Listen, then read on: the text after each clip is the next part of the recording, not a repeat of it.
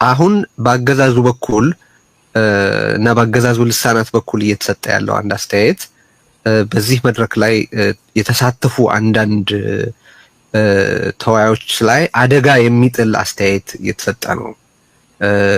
በአንዳንዶቹ በኩል በእነዚህ በአገር ውስጥ ተሳታፊዎች ላይ ችግር የሚፈጥር በዚህ መድረክ መገኘታቸውን ክሪሚናላይዝ የሚያደርግ እንግዲህ አገዛዙ ራሱ የተጋበዘበት መድረክ ነው እንዳያችሁት። አገዛዙ ጭምር የተጋበዘበትን መድረክ በዚህ መድረክ ላይ የተካፈሉ በአገር ውስጥ ያሉ ፓርቲዎችን ክሪሚናላይዝ የማድረግ በአገዛዙ ልሳናት በኩል በአገዛዙ በአፍቃሪ አገዛዝ መገናኛ ብዙሃን በኩል እየተሰራጨ ያለ ነገር አለ። ይሄ በጣም አደገኛ ነገር ነው። በዚሁም አጋጣሚ መጥቀስ የምፈልገው እዚሁ አሜሪካ ቁጭ ብሎ የሆኑ መንግስታትን ተጠቅሞ በሆኑ ዜጎች ላይ ጥቃት እንዲፈጸም መጥራት በአሜሪካ ሕግ ወንጀል ነው። በኤፍቢአይ ኢንቨስቲጌት ሊደረግ የሚችል ዋጋ ሊያስከፍል የሚችል ተግባር መሆኑን መጥቀስ እወዳለሁ። የኤፍቢአይን ዌብሳይት ሄዳችሁ መመልከት ትችላላችሁ። ትራንስናሽናል ሪፕሬሽን ወንጀል ነው። እዚህ ተቀምጦ ኢትዮጵያ ያለውን መንግስት ሰላማዊ የፖለቲካ ታጋዮችን እንዲያጠቃ መጥራት ወንጀል ነው ማለት I cannot emphasize this enough። በጣም አደገኛ ተግባር ነው። ከዚህ ተግባራቸው እነዚህን ወገኖች እንዲጠነቀቁ ማስጠንቀቂያ መስጠት እንወዳለን። ኮንሲኩዌንስ ያለው ነገር ነው። እዚህ ቁጭ ብሎ በየጊዜው ዜጎችን የሚገልና የሚያስር መንግስት በሰላማዊ ትግል ያሉ ህግ ተከትለው የሚንቀሳቀሱ የፖለቲካ ፓርቲ መሪዎችን ለአደጋ የሚጥል መልእክት ማስተላለፍ አደገኛ ውጤት ያለው ነገር ነው። ይሄንን እያደረጋችሁ ያላችሁ ወገኖች ሲሪየስሊ እንድታስቡበት ማስጠንቀቅ እወዳለሁ። ምክንያቱም እዚህ የተሟላ ነጻነት ያለበት አገር ቁጭ ተብሎ እዛ ያለውን መንግስት ክንድ ተጠቅሞ በዜጎች ላይ ጥቃት መሰንዘር ዋጋ የሌለው ነገር ተደርጎ መወሰድ ስለሌለበት ነው። የመጨረሻ ነጥብ ምንድነው? ልደቱ ቅድም ከዚህ በኋላ የሚካሄደው መድረክ የመገናኛ ብዙሃንን ያሰባሰበ እንዴት በጋራ አጀንዳዎች ላይ ተሰባስቦ መስራት እንደሚቻል የሚያሳይ እንደሚሆን ጠቅሶ ነበረ። እዛ ላይ የምጨምረው አንድ ነገር ይሄ የሰብአዊ ክብር አንድ ዋና መገለጫ ሐሳብ የመግለጽ ነጻነት ነው እንደምታውቁትና ሐሳብ የመግለጽ ነጻነት እና የመገናኛ ፍሪደም ኦፍ ፕሬስ ዋና አንኳር ጭብጡ ይሆናል የዛ መድረክ።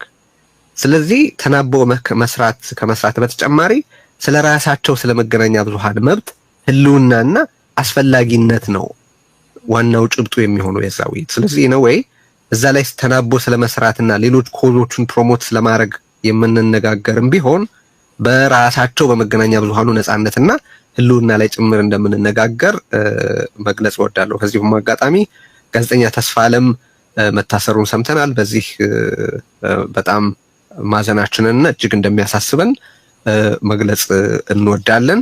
እነዚህን ነጥቦች ነው ማስታወስ የፈለኩት። ከዚህ በኋላ ወደ ጥያቄና መልሳችን እንሻገራለን። እንዳልኩት ሁለት ጥያቄ ማንሳት ትችላላችሁ። አጠር ያደረጋችሁ ጥያቄዎቻችሁን ብታቀርቡ ደግሞ ቶሎ ምላሽ ለመስጠት ይመቻናል። እዚህ ላይ እንደምመለከተው ከላይ ጀምሬ ወደ ታች ሄዳለሁ። ከላይ የምመለከተው አሸናፊ ነው ከኦርቢት ሚዲያ። ሁለት ጥያቄዎች ማቅረብ ትችላል።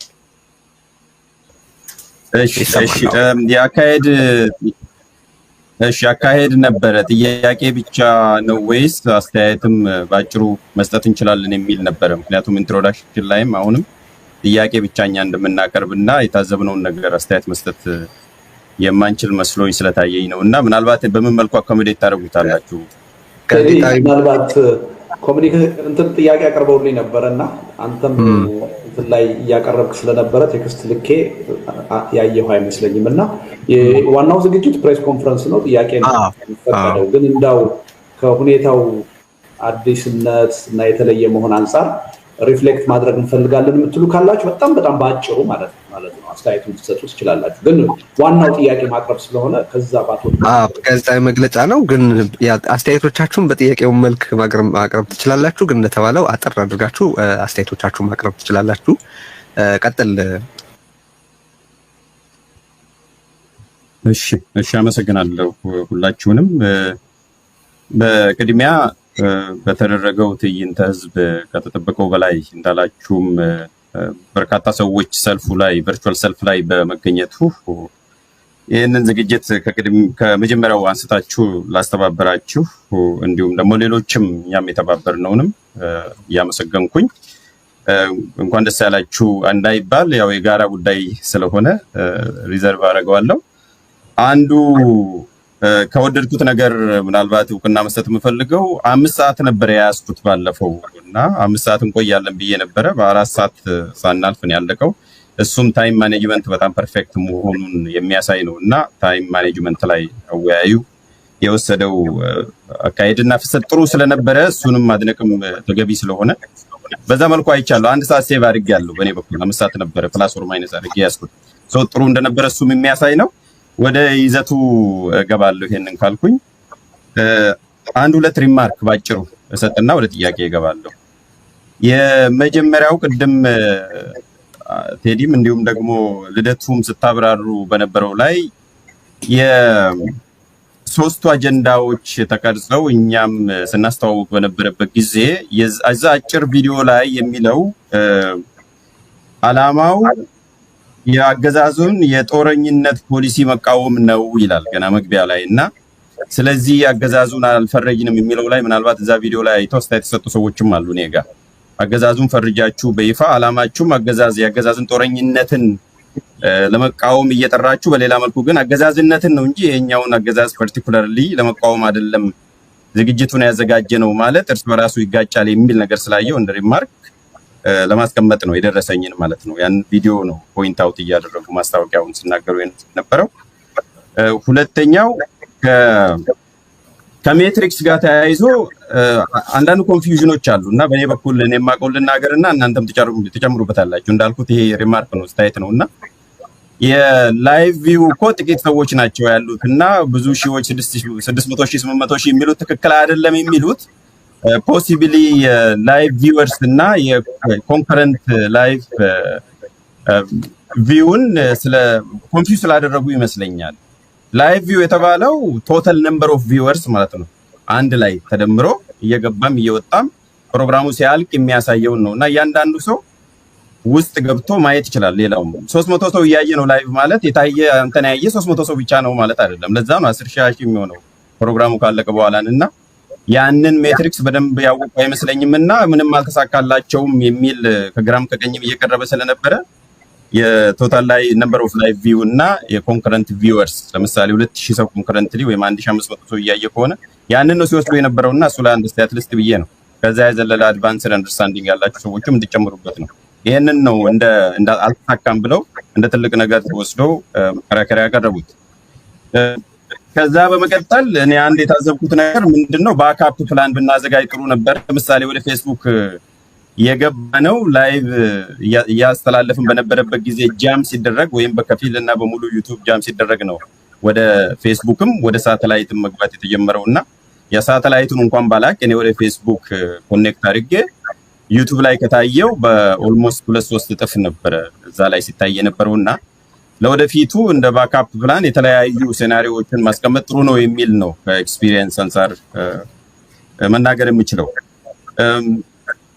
ጥያቄ የመጀመሪያው የውክልና መስፈርቱ ምንድነው የሚል ነው። ሰዎች ሲጋበዙ አቶ ልደቱም ሊመልሱ ይችላሉ። ይሄንን የውክልና መስፈርቱ ምንድነው ቢታወቅ እነኛ የተጋበዙ ሰዎች ለምሳሌ እኔ አንድ ኮንሰርን ስላለኝ ነው ኢትዮጵያ እንደ ኢንቲቲ ተወክላለች ብዬ አላስብም። እኔ እንደሞገስ ኢትዮጵያ እዛ አልተወከለችም። ግለሰቦች ወይ እንደ ፓርቲ ነው የተወከሉት ወይ እንደ ታዋቂ ግለሰቦች ነው የተወከሉት ፖለቲካ ፓርቲ ወክለው ወይ በሌላ መልኩ ነው እንጂ እንደ ካምፕ ኢትዮጵያ እንደ ኢንቲቲ ሆና ተወክላለች ብዬ አላስብም። አዘጋጆቹ እዚሁ ስለማገቡ ነው። ስለዚህ አቶ ልደቱ ኢትዮጵያ ወክሎ ወይም ኢትዮጵያ ወክሎ ብዬ መናገር ስለማልችል ውክልና ላይ ኢትዮጵያ እንደ ኢንቲቲ ተወክላለች ብዬ አላስብም። ሰብ ኢንቲቲዎች ናቸው የቀረቡት በተለያዩ መልኩና ምናልባት ተሳስቼ ከሆነ እሱን በማብራሪያው ስለሚጨምርበት ነው። አንዱ ይሄ ነው። ሁለተኛው አብሮነት የህዝባዊ እምቢተኝነት መሪ ሆኖ ይቀጥላሉ ወይ የሚል ነው። ቅድም አቶ ልደቱ ማብራሪያ ሲሰጥ ከመስከረም ቀጥሎ ከፍተኛ የተጠናከረና የተናበበ ህዝባዊ እምቢተኝነት እንደሚቀጥል ሲናገር የሰማው ስለመሰለኝ ነውና ስለዚህ አብሮነት የህዝባዊ እምቢተኝነት ውስጥ ይሳተፋል። እንደዛ ከሆነ በቀጥታ የፖለቲካ ጉዳዮች ላይ ይሳተፋል ማለት ነው። እሱ በደንብ ግልጽ ቢሆን ጥሩ ነው ብዬ ነው የማስበው። እሺ በመጨረሻ ተቀራራቢ መልእክቶች የሚለው በምን ተመዝኖ ነው የሚለውን ላቀርብ ልዘት። ስለዚህ አንዱ በተው ትችላላችሁ በጥያቄ ውስጥ ይሄኛው የመጨረሻው ግን ቢያዝልኝ ይፈልጋለሁ። ተቀራራቢ መልእክት ነው ቅድም ብላልና ልደቱ በዚሁ ፕሬስ ሪሊስ ላይ ተቀራራቢ መልእክት ስንል ለምሳሌ ጦርነት ይብቃ በሚለው ጉዳይ ላይ ጦርነት በፍጹም ልናቆም አንችልም የሚሉ ሰዎች ነበሩ። ለሰዎችና የኦላ ለምሳሌ ተወካይ አዳምጬዋለሁ ጦርነት ሊቆም አይችልም ነው ያለው ቃል በቃል እና ሌሎቹም በዛ መልኩ ተናግረው እንዴት ነው ተቀራራቢ መልእክት ነው በይዘት ደረጃ ልንል የምንችለው የሚለው ነው። በምን መልኩ እንዳያችሁት እንደመዘናችሁት ብታብራራልኝ ነው። ስለዚህ ሁለቱም መርጠ ማብራሪያ መስጠት ትችላለህ። ልደቱ ጥያቄ አብስቼ ከሆነ ሌሎቹ ሪማርክ ናቸው። እሺ አመሰግናለሁ ሞገስ። ሌሎቻችሁ አንደኛ አስተያየቶቻችሁን አጠር አድርጉልን ለታይም ማኔጅመንት እንዲመቸን። ሁለተኛ ጥያቄዎቻችሁንም እንደዚሁ ሁለት ብቻ አድርጉልን። ጥያቄዎቹን ፕሪሳይዝ አድርጋችሁ አቅርቡልን ለማለት ነው። የኢትዮጵያ የባህር በር ማግኘት ጥያቄ አስቻይ ሁኔታዎችና ተግዳሮቶች። ኢትዮጵያ የባህር በር ማግኘት የረጅም ጊዜ ምኞቷና ፍላጎቷን በግልጽ ይፋ ማድረጓ ለፖለቲካ ፍጆታ ብቻ ወይም ለንግግር ማሳመሪያ ግብአት መሆን እንደሌለበት በርካቶች ሲወተውቱ ቆይተዋል። የነብርን ጭራ አይዙም ከያዙም አይለቁም ይሉት አገራዊ አባባልን አጣቅሰው ጭምር ጉዳዩ ያዝ ለቀቅ በሚል መንገድ ሳይሆን በጥብቅ መያዝ እንደሚኖርበት በርካቶች ሲናገሩ ተደምጠዋል። the genie is now out of the box ወይም ጂኒው ከሳጥኑ ውስጥ ወጥቷል የሚለውን አባባል በአንድ ወቅት የተጠቀሙት የፖለቲካ ተንታኝ ዶክተር በለጠ በላቸው የባህር በር ማግኘት የኢትዮጵያ ፍላጎት አንድ ይፋ ከሆነ በኋላ ተመልሶ የሚከስም ወይም የሚሞት አጀንዳ ለመሆኑን ገልጸው ነበር። የባህር በር ማግኘትን ጉዳይ የኢትዮጵያ መንግስት ኢትዮጵያ ለአንድ ሰሞን ብቻ ጉዳዩን አራግባ ሙቀቱ ሲበርድ ነገሩን ትተዋለች ብለው ጉዳዩን በማጣጣልና በቸልታ የሚመለከቱ የአካባቢውም ሆነ የውጭ ሀገሮች አጀንዳውን በጥሞናና ትኩረት ሰጥተው መቀበል እንደሚኖርባቸው የሚያሳስቡ ቁጥራቸው ቀላል አይደለም። በዚህ መሃል ደግሞ ኢትዮጵያ ለጉዳዩ ምን ያህል ትኩረት ሰጥታ የብሔራዊ ጥቅምና ደህንነት አጀንዳ አድርጋዋለች የሚለው ጥያቄ ተደጋግሞ ሲነሳ ይደመጣል። ኢትዮጵያ የባህር በር አጀንዳ ለማንሳት መፍራትም ሆነ ተሽኮርማሚ መሆን የለባትም ከሚለው ግፊት ጀምሮ ጉዳዩን የፖሊሲ ሰነዶች አካል ማድረግ አለባት ተብሎ በምሁራን ሲወተወት ቆይቷል። ከዚህ ጎን ለጎን የባህር በር አጀንዳ ትውልድ የሚረከበው በትምህርት ስርዓት የተካተተ ጉዳይ ጭምር መሆን እንዳለበት ሲመከር ነበር። ይህ በእንዲህ እንዳለ ደግሞ ጉዳዩ ተቋማዊ ባለቤት ኖሮት የሚመራና የህግ ማዕቀፍ የተበጀለት ሊሆን ይገባል የሚለው አስተያየትም አብሮ ይደመጣል። ይህ ሁሉ ሀሳብ እየተዋጣ ያለው ከ130 ሚሊዮን ህዝብ በላይ ያላት ኢትዮጵያ የጂኦግራፊ እስረኛ ሆና መኖር የለባትም ከሚል ቀናኢነት በመነጨ እንደሆነ ይወሳል። በርካታ ኢትዮጵያውያን በታሪክ የሰፊ ባህር ክልል ባለቤትነት የነበራቸውና ለዘመናት መርከብ ገንብቶ ባህር አቆራርጦ መንገዱን ኖራ ያየችው አገራቸው ባለፉት 30 ዓመታት በር ተዘግቶባት ለወጪና ለገቢ ንግዷ ማካሄጃ ሙሉ በሙሉ የጎረቤት ሀገሮች ጥገኛ ሆና መኖሯን ተቀብሎ መኖር ከባድ ብሔራዊ ድቀት ሆኖ ሲቆጫቸው መቆየቱ ነው የሚነገረው። ይህ ሁሉ የኢትዮጵያን የዘመናት ቁጭት መልስ የሚያገኘው ደግሞ አገሪቱ የባህር በር ባለቤትነቷን ስታገኝ በመሆኑ ከሁሉ አስቀድሞ የባህር በር ባለቤትነቷን ማረጋገጥ አስፈላጊው ጉዳይ እንደሆነ ነው ብዙዎች የሚያሳስቡት። ጠቅላይ ሚኒስትር ዶክተር አብይ አህመድ ለታላቁ የኢትዮጵያ ህዳሴ ግድብ ምረቃ ዋዜማ በብሔራዊ ቴሌቪዥን ጣቢያ በተለቀቀው ቃለ መጠይቃቸው የኢትዮጵያን የዘመናት ፈተና በጉልህ አንስተው ነበር። ህዳሴ ግድብ በመመረቁና አባይ በመገደቡ የኢትዮጵያ የጂኦፖለቲካ ኩስመና ታሪክ ማብቂያ ምዕራፍ እንደሆነ የጠቀሱት ዶክተር አብይ የአባይ ተፋሰስ አጀንዳ ከሁሉ የገዘፈ የሀገሪቱ ከባድ ጉዳይ መሆኑን አውስተዋል። የኢትዮጵያ ትልቁ የመከራ የችግርና የፈተና ምንጭ አባይ ነው። ሌሎች የኢትዮጵያ ችግሮች በሙሉ የአባይ ውላጆች ናቸው። እዚህም እዚያም የሚሰማው ተጣሉ፣ ተጋጩ የሚለው ችግርም ሆነ የባንዳው መፍላት በሙሉ የአባይ ውላጆች ናቸው። ዋና የኢትዮጵያ የችግሮች ሁሉ እናትና ባለቤት አባይ ነው። ኢትዮጵያ የችግሮቹን ሁሉ እናት ፈታች ማለት ሌሎቹ ትንንሾቹ ምንም ናቸው ማለት ነው። አባይን ለሺህ ዓመታት መገደብና አሁን የሚሰጠውን አገልግሎት እንዲሰጥ ማድረግ አልቻልንም። የቀይ ባህር ጉዳይ ግን የ30 ዓመታት ስህተት ታሪክ ነው። ትናንትና የተፈጠረ ስህተት ታሪክ ሲሆን ነገ ይታረማል። ይህ የአባይ ጉዳይ ግን የሺህ ዓመታት ታሪክ ነው። አባይ ለሺህ ዓመታት ያልተሞከረ ታሪክ ነው። ከዚያ የሚመጡት እነ ቀይ ባህር አሉ። ስንዴ በበቂ አምርቶ በምግብ ራስን መቻል፣ ከተሞቻችን ለሰዎች ምቹ መኖሪያ ማድረግ፣ የማዕድን ሀብትን አውጥቶ መጠቀምና ሌሎች ፍላጎቶች ሁሉ ከአባይ በኋላ የሚመጡ ችግሮቻችን ናቸው።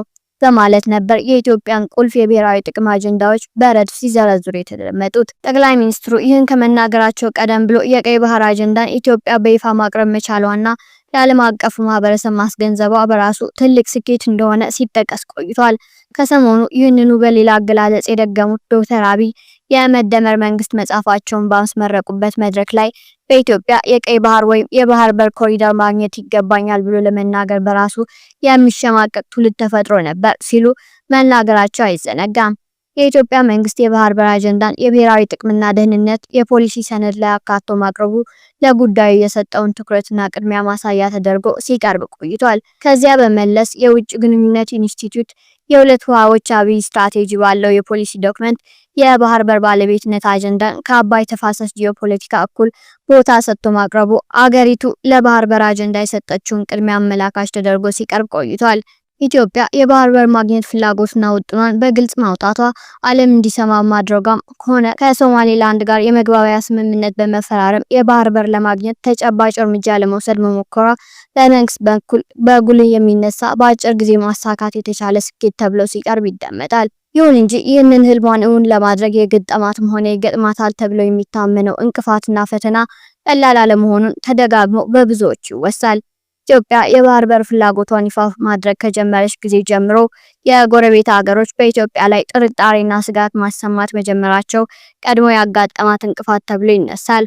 በተለይ ከሶማሊላንድ ጋር የመግባቢያ ስምምነት መፈራረሟን ተከትሎ ኢትዮጵያ ከፍተኛ የጂኦፖለቲካ ፍጥጫ ያጋጠማት ሲሆን ይህ ሁኔታ ደግሞ ወደ ለየለት ቀጠናዊ ጦርነትና ግጭት እንደሚከታት ስጋት ሲፈጠር ቆይቷል። የተፈጠረውን ጂኦፖለቲካዊ ፍጥጫ ተጠቅመው እንደ ግብጽና ኤርትራ ያሉ ሀገሮች ከሶማሊያ ጋር ግንባር በመፍጠር ኢትዮጵያን ጫና ውስጥ ለመክተትና ያነሳችውን የባህር በር አጀንዳም ለማስተው ዘርፈ ብዙ ግፊት ቢፈጥሩም ነገር ግን አገሪቱ ጉዳዩን ስተውና ስታፈገፍግ አለመታየቷ በአስገራሚነት ሲጠቀስ ቆይቷል። ጠቅላይ ሚኒስትር ዶክተር አብይ ከሰሞኑ በመጽሐፍ ምረቃታቸው ዕለት ይህንን አንስተው ከባህር በር አጀንዳ ኢትዮጵያ ሸብረክ እንደማትል ጠቁመው ነበር። ህልም የነበራቸው ሰዎች ከዛሬ 155 ዓመታት በፊት ወደ 193 ኪሎ ሜትር ርዝመት ያለው የስዊዝ ቦይንግ ቀደው በምስራቁና በምዕራቡ ዓለም መካከል የሚደረገውን የባህር ንግድ ጉዞ በ10 ቀናት ወይም በ8900 ኪሎ ሜትር ያሳጠረ ታሪክ ሰሩ። ዛሬ የኛ የሆነውን የቀይ ባህር መልሶ ለመጠየቅ የሚሰጋና የሚጠራጠር ትውልድ መፈጠሩ የስነ ልቦና ስብራታችን አካል ነው። አንችልም ብሎ የሚያስብ አለ። እኔ ዛሬ የማረጋግጠው ኢትዮጵያ እንደምትችል ነው። ኢትዮጵያን የሚያህል ሀገር የጂኦግራፊ እስረኛና የባህር በር አልባ ሆና ለትውልድ መተላለፍ የለባትም ብሎ ማመን ያስፈልጋል። ይህን ፍላጎት ለማሳካት ውጊያና ግጭት ያስፈልጋል ብለን አናምንም። ለዚህ ነው ላለፉት 5 ዓመታት የተለማመጥ ነው። አሁንም በሰላምና በዓለም ሕግ መሰረት ኢትዮጵያን ከተዘጋባት በርና ከድህነት መገላገል አስፈላጊ በመሆኑ በየትኛውም መድረክ ከኛ ጋር በሰላም ለመነጋገር የሚፈቅድ ካለ እጃችን የተዘረጋ ነው። ነገር ግን ኢትዮጵያ የጂኦግራፊ እስረኛ ሆና ለዘላለም ትኖራለች የሚል ካለ እሱ የሞተ ነው። ሰላም ታስቀድማለች፣ ድህነትን ትፋለማለች፣ መውጫ መግቢያ በሯን ታበጃለች። ይህ አይቀሬ ጉዳይ መሆኑን ተገንዝበው ጎረቤት ወንድም እህቶቻችን በፈጠነ ጊዜ ለድርድር ራሳቸውን ዝግጁ እንዲያደርጉ እንመክራለን በማለት የባህር በር አጀንዳ መንግስታቸው ሊጥለው የማይችል አጀንዳ የመሆኑን ጉዳይ አረጋግጠዋል። ኢትዮጵያ የባህር በር ማግኘት አጀንዳን እውን ለማድረግ ባለፉት ጥቂት ዓመታት በርካታ እርምጃዎች መውሰድ ጀምራለች። የቀይ ባህርና የምስራቅ አፍሪካ ሀገሮችን የሚያቀራርቡ ጉባኤዎችና ስብሰባዎች ከማስተናገድ ጀምሮ በቅርቡ ይፋ እስካደረገችው የባህር ኃይል ተቋም መመስረት ድረስ በዚህ ረገድ ከቃላት በዘለለ በድርጊት የሚገለጹ እርምጃዎችን ስትወስድ ታይታለች። ይሁን እንጂ ይህ የኢትዮጵያ ህልምና ምኞት በቀላሉ እውን እንደማይሆን በእነዚህ ዓመታት ካጋጠማትና እየገጠሟት ካሉ ፈተናዎች በመነሳት የሚናገሩ አሉ። ዶክተር አብይ ኢትዮጵያውያን የባዳና የባንዳ ትስስር ብዙ ህልሞቻቸውን ሲያጨልምባቸው ኖሯል ብለው ከሰሞኑ እንደተናገሩት ሁሉ በአገር ቤት ያለው የፖለቲካ አለመረጋጋትና ክፍፍል ለዚህ ህልም መጨናገፍ ከባዱ ፈተና እንደሚሆን የሚጠቅሱ አሉ። ኢትዮጵያ አንድነቷን፣ ሰላሟንና ውስጣዊ ጥንካሬዋን ሳትጠብቅ በምን አቅም የባህር በር ማስመለስ ትችላለች የሚለውን ስጋትና ጥርጣሬ ደጋግመው ያነሱታል።